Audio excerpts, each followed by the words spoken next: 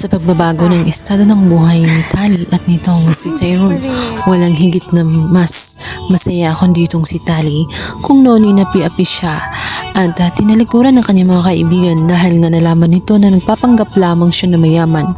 Ngayon ay makakabawi na siya dahil sa ginawa ni Madam Jacinta na ginawa nga siyang supervisor, at dahil sa kanilang pagbabago, maaari na niyang balikan ang kanyang mga dating kaibigan.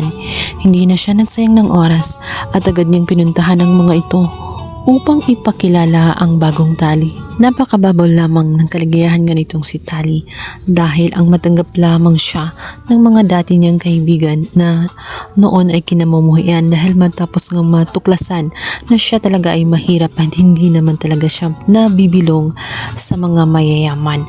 Nagpanggap lamang siya at ngayon ay masaya siya sapagkat hindi na siya maapi at kabilang na siya sa mga kaibigan niya noon. Dahil sa pagbabagong yun, unti-unti nang bumalik ang kanyang mga kaibigan. Subalit tala may problema pa siyang malaki sapagkat unti-unti pa rin niyang makikita ang samahan nga ni Darius at nitong si Melania kung saan nanggigigil at nandidiri nga siya sa mga ito.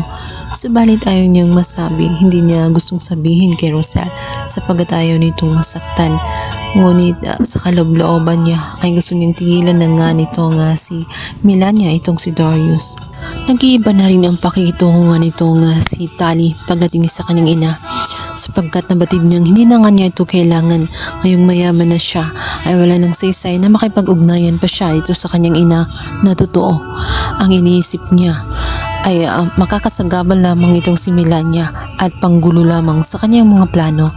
Bakit hindi na lang umano hayaan na maging masaya nga itong si Tali sa bago niyang buhay? Sa pagkainis nga nitong si Tali, sinubukan niyang bayaran itong si Melania at sa pagnanais niya na itikom na lamang ni Melania ang katotohanan na alam niya sapagkat ayaw niya na mawala ang lahat na meron siya ngayon.